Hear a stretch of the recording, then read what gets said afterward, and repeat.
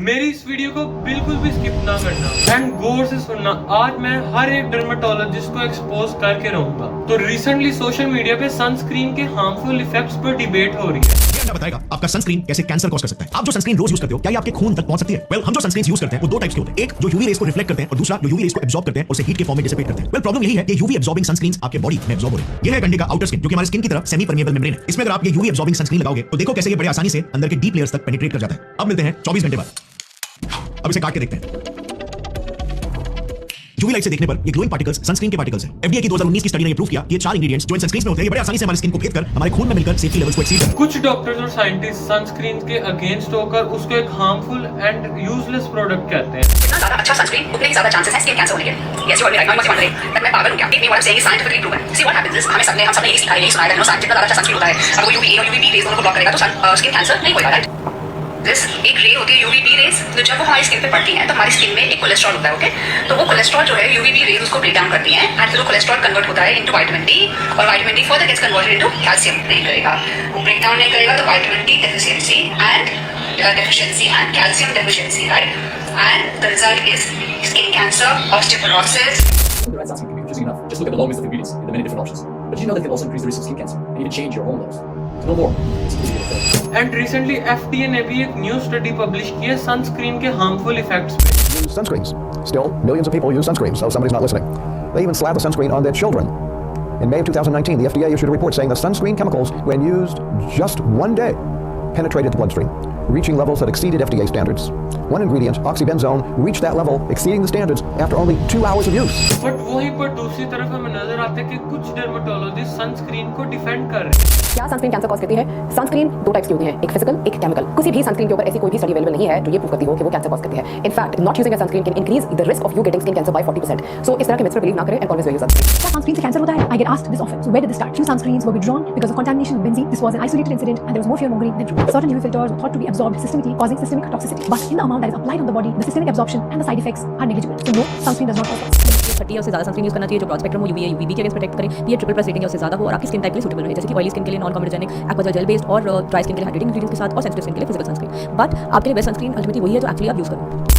Sunscreen use करने से cancer होता है? Well, there are two types of sunscreens which are available in market. One is physical sunscreen and second is chemical sunscreen. But ऐसी कोई भी study नहीं है इन दोनों पे जो प्रूव कर सके कि सनस्क्रीन यूज करने से कैंसर होता है। In fact, by not using sunscreen, you can increase your chances of having skin cancer by 40 times. So इन सब myths पे बिलीव ना करें and always wear your filter 0.5 nanogram पर ml के under blood plasma concentration show करते हैं, वो generally safe समझे जाते हैं। लेकिन here is the twist, 0.5 nanogram पर ml से जितने भी फिल्टर ब्लड प्लाज्मा कंसंट्रेशन ज्यादा शो करते हैं, इट डज नॉट मीन कि वो टॉक्सिक है या कार्सिनोजेनिक है। पर किसी भी फिल्टर की ब्लड प्लाज्मा कंसंट्रेशन ज्यादा आती है तो ये इस तरफ इशारा करता है कि इसको मजीद स्टडी किया जाए कि कहीं इसकी सेहत के ऊपर कोई बुरे असर तो नहीं आते। यहाँ पर क्रिएटर ने जिस वेबसाइट का हवाला दिया बिल्कुल इन्फॉर्मेशन का रिलायबल सोर्स नहीं है। डिस्पाइट ऑल दो स्टडीज एफडीए ने बिल्कुल भी नहीं कहा केमिकल सनस्क्रीन का इस्तेमाल कर देना चाहिए या फिर मैन्युफैक्चरिंग या फिर मार्केटिंग। जैसा कि आपने देखा हर एक डर्मेटोलॉजिस्ट ने अपना एक ओपिनियन दिया, ना ही कोई लॉजिकल एक्सप्लेनेशन दी और ना ही रिसर्च पेपर दिखाया। डर्मेटोलॉजिस्ट सनस्क्रीन को क्या अपने बेनिफिट के लिए डिफेंड कर रहे हैं? क्या डॉक्टर्स एंड साइंटिस्ट के पास कोई रीजन है कि वो सनस्क्रीन को एक डेंजरस प्रोडक्ट कह रहे हैं? इस वीडियो को एंड तक देखना, आप लोग कोई ना कोई जरूर वैल्यूएबल इंफॉर्मेशन लेके जाओगे। तो सन से अल्ट्रा वायलेट अल्फा रेडिएशन जिनको हम UV A, ultra violet beta radiation जिनको हम यूवी बी रेज कहते हैं, UV B radiation which are short waves जो कि हमारी स्किन की अपर लेयर को डिस्ट्रॉय करती हैं, and UV A radiation which are long waves जो हमारी स्किन के अंदर डीपली पेनिट्रेट करके हमारी स्किन के अंदर रिएक्टिव ऑक्सीजन स्पीशीज बनाती हैं, जो कि फ्री रेडिकल की एक टाइप है जो हमारी स्किन के सेल्स को डिस्ट्रॉय करते हैं एंड डीएनए डैमेज करते हैं। अगर डिस्ट्रैक्ट हो गए तो एक बार फिर ध्यान से सुन लो। Ultra violet beta radiation skin की अपर वाली लेयर को डिस्ट्रॉय करती हैं and ultra violet alpha radiation skin के अंदर पेनिट्रेट करके रिएक्टिव ऑक्सीजन स्पीशीज बनाती हैं, जो कि फ्री रेडिकल्स की एक टाइप है।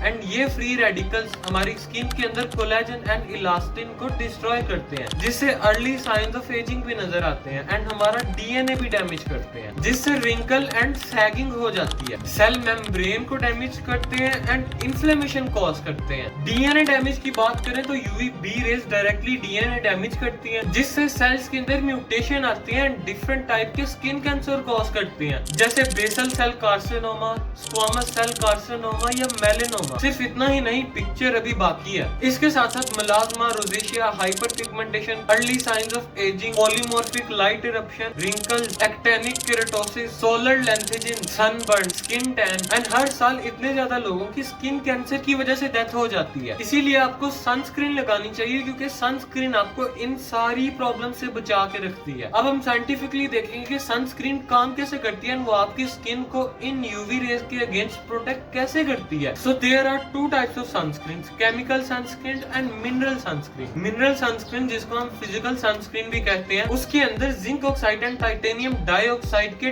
टाइनी पार्टिकल्स होते हैं जो कि मिरर की तरह काम करते हैं। जब titanium dioxide and zinc oxide के माइक्रो पार्टिकल्स के ऊपर यूवी रेडिएशंस गिरती हैं, तो ये मिरर की तरह यूवी रेडिएशंस को रिफ्लेक्ट कर देती हैं आपकी स्किन से। एंड केमिकल सनस्क्रीन के अंदर ऐसे इंग्रेडिएंट्स होते हैं कि जब उनके ऊपर यूवी रेडिएशंस गिरती हैं तो वो उन यूवी रेडिएशंस को हीट की फॉर्म में कन्वर्ट करके खुद डिग्रेड हो जाते हैं। कहने का मतलब, जब इन इंग्रेडिएंट्स पे यूवी रेडिएशंस गिरती हैं तो इनके अंदर कुछ ऐसे केमिकल रिएक्शंस होते हैं जो कि इस एनर्जी को हार्मलेस हीट एनर्जी में रिलीज कर देते हैं। तो अभी मैंने आपको बताया कि सनस्क्रीन कितने टाइप्स की होती है एंड सनस्क्रीन ना अप्लाई करने से क्या होता है, एंड सनस्क्रीन आपको इतनी सारी प्रॉब्लम से बचाती है। एंड अब मैं आपको ये बताने वाला हूँ कि कुछ डॉक्टर्स एंड साइंटिस्ट सनस्क्रीन को हार्मफुल क्यों कहते हैं। इनके हिसाब से केमिकल सनस्क्रीन के अंदर प्रेजेंट इंग्रेडिएंट्स जो यूवी रेडिएशंस को हीट के अंदर कन्वर्ट करते हैं, वो स्किन के ऊपर लगाने से स्किन के थ्रू पेनिट्रेट करके ब्लड स्ट्रीम के अंदर ऐड हो जाते हैं एंड बहुत सारी प्रॉब्लम्स कॉज करते हैं। जैसे कि मेल्स के अंदर टेस्टोस्टेरोन लेवल्स इफेक्ट करते हैं, फीमेल्स के अंदर हार्मोनल इंबैलेंस करवाते हैं एंड पीसीओएस एंड पीसीओडी जैसी प्रॉब्लम्स कॉज करते हैं, इनफर्टिलिटी कॉज करते हैं एंड थायराइड ग्लैंड के फंक्शन को डिस्टर्ब करते हैं। एंड जब यही ब्लड स्ट्रीम के थ्रू ऑर्गन्स में जाते हैं जैसे लिवर एंड किडनी, तो लिवर एंड किडनी को भी डैमेज करते हैं। इसलिए मैं आपके सामने ये सिस्टमैटिक रिव्यू पढ़ूंगा एंड स्क्रीन के ऊपर आप भी पढ़ सकते हैं। इस सिस्टमैटिक रिव्यू में ऑक्सीबेंजोन एंड ऑक्टेनोक्सेट्स के हार्मफुल इफेक्ट्स पर बात की गई है। We have found 29 studies that assess the impact of high systematic levels of oxybenzone on endocrine, reproductive, metabolic, renal and neonatal development during pregnancy. The effects on thyroid hormone were extensively studied. Despite the amount of evidence,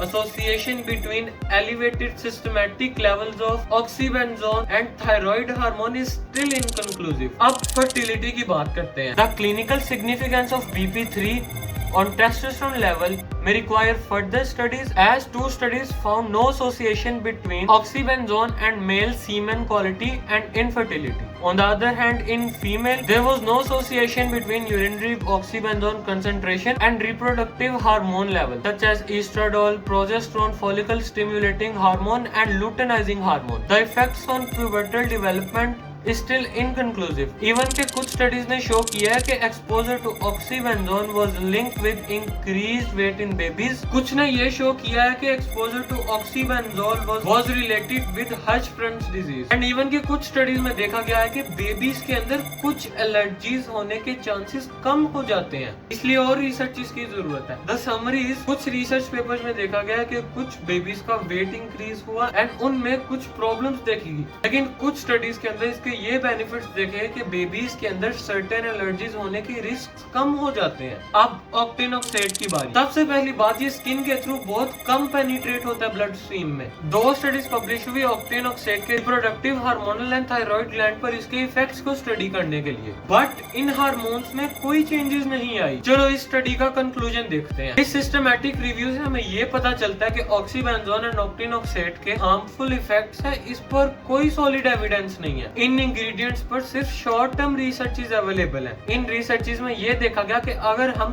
थोड़े दिनों तक इन ingredients को apply करें तो क्या हमें कोई problem तो नहीं होगी। एंड इस बात का कोई सॉलिड प्रूफ नहीं है कि इन इंग्रेडिएंट्स को लगाने से कोई प्रॉब्लम होती है, लेकिन इन इंग्रेडिएंट्स को लगाने से कोई प्रॉब्लम नहीं होती, इस बात का भी कोई प्रूफ नहीं है। अगर नहीं समझ आई तो आसान लफ्जों में एक्सप्लेन करता हूँ। 30 डेज मैंने सिर्फ एक एज एन एग्जाम्पल यूज किया। इन रिसर्चेस में लोगों ने सिर्फ कुछ देर के लिए, फॉर एग्जांपल 30 डेज के लिए ये इंग्रेडिएंट्स को अप्लाई किया एंड 30 डेज के बाद टेस्ट किया कि क्या इन इंग्रेडिएंट्स के कोई हार्मफुल इफेक्ट्स हैं। कुछ रिसर्चेस में हार्मफुल इफेक्ट्स नहीं नजर आए, कुछ में नजर आए। सिर्फ 30 डेज अप्लाई करने से इनमें कोई प्रॉब्लम नहीं आई, लेकिन हो सकता है कि अगर हम ज्यादा देर तक ये इंग्रेडिएंट्स यूज करें तो हमें कोई ना कोई प्रॉब्लम फेस करनी पड़े। इसलिए रिसर्चर्स ने लॉन्ग टर्म स्टडी की डिमांड की है। चलो अब साइंटिफिक चीजों को साइड में रखते हैं, इस वीडियो की समरी करके सबके लिए आसान बनाते हैं। तो एकदम बेसिक वर्ड्स में आपको मैं एक्सप्लेन करूंगा। तो अब ये बात समझने की कोशिश करो, सनस्क्रीन के इंग्रेडिएंट्स के हार्मफुल इफेक्ट्स हैं, इस पे कोई सॉलिड एविडेंस नहीं है। लेकिन सन से आने वाली यूवी रेडिएशन से जो प्रॉब्लम्स होती हैं उस पे हमारे पास सॉलिड एविडेंस है। फॉर एग्जांपल ये हमें कंफर्म पता है कि सन की रेडिएशन से स्किन कैंसर होता है एंड हर साल स्किन कैंसर की वजह से कितने ज्यादा लोगों की डेथ होती है। एक बार फिर सुनो, सनस्क्रीन के इंग्रेडिएंट्स के हार्मफुल इफेक्ट्स हैं या नहीं ये हमें नहीं पता, लेकिन सनस्क्रीन ना लगाने के जो हार्मफुल इफेक्ट्स हैं उसके लिए हमारे पास सॉलिड एविडेंस है। इसीलिए आपको यूवी रेडिएशन से बचने के लिए सनस्क्रीन जरूर अप्लाई करनी चाहिए। तो अब हम बात करते हैं कि सन से प्रोटेक्शन का साइंटिफिक और बेस्ट तरीका क्या है। सिर्फ सनस्क्रीन अप्लाई करना इनफ नहीं है। अपने फोन पे वेदर वाली ऐप खोलो एंड यूवी इंडेक्स चेक करो। मोस्टली वेदर वाली ऐप में वेरी लो से वेरी हाई तक यूवी इंडेक्स शो होता है। जब भी यूवी इंडेक्स वेरी लो से ज्यादा हो, लो यूवी इंडेक्स से लेके वेरी हाई यूवी इंडेक्स तक, कोशिश करो कि उस वक्त घर से बाहर ना निकलो। अगर अंदाजे के मुताबिक बताऊं तो मॉर्निंग में 10 o'clock से लेके इवनिंग के 4 o'clock तक सनस्क्रीन अप्लाई करो हर 2 hours बाद। आप कुछ ऐसी इन्वेस्टमेंट्स भी कर सकते हो जिससे आपको सन से प्रोटेक्शन मिले। फॉर एग्जांपल आप सन स्टिक्स में भी इन्वेस्ट कर सकते हो,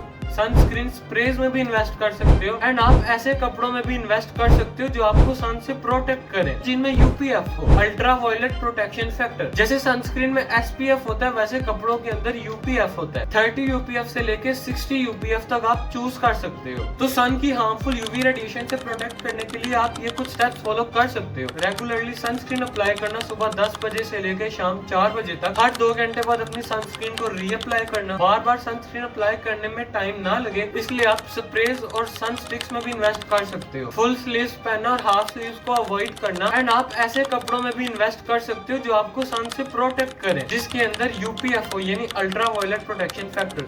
जैसे सनस्क्रीन के अंदर एसपीएफ होता है वैसे कपड़ों के अंदर यूपीएफ होता है। आप 30 यूपीएफ से लेके 60 यूपीएफ तक कोई भी चूज कर सकते हो एंड आप अपने डर्मेटोलॉजिस्ट से ओरल एंटीऑक्सीडेंट बेस्ड टैबलेट्स भी ले सकते हो, जिससे आप अपने आप को फ्री रेडिकल डैमेज से प्रोटेक्ट कर सको। अगर आसान वर्ड्स में बताऊं तो यूवीए रेडिएशन से स्किन के अंदर जो फ्री रेडिकल्स फॉर्म हो जाते हैं, एंटीऑक्सीडेंट्स उन फ्री रेडिकल्स से फाइट करके उनको डिस्ट्रॉय कर देते हैं। तो इसलिए आप अपने डर्मेटोलॉजिस्ट से एंटीऑक्सीडेंट बेस्ड ओरल सप्लीमेंट्स भी ले सकते हो। सबसे बेस्ट तरीका यही है कि सन को अवॉइड करो। सन को अवॉइड करने से बेस्ट तरीका और कोई नहीं है आपके पास। इसके साथ साथ क्लाउडी डे पे भी आप लोग सनस्क्रीन अप्लाई जरूर करो, क्योंकि यूवी रेडिएशंस क्लाउड के थ्रू पेनिट्रेट करके भी अर्थ पे आती हैं। इसके साथ साथ घर रहते हुए भी सनस्क्रीन अप्लाई करो। ये सुनने में तो लंबा काम लग रहा है। अगर आप कुछ इन्वेस्टमेंट्स करोगे जैसे सन स्टिक्स या सन स्प्रे में इन्वेस्ट करना, तो आपके लिए ये और इजी हो जाएगा। सनस्क्रीन को अपनी हैबिट बनाओ। तो ये थे 7 पॉइंट सनस्क्रीन के बारे में। अगर कोई डिसएग्री करता है तो कमेंट्स में जरूर बताना।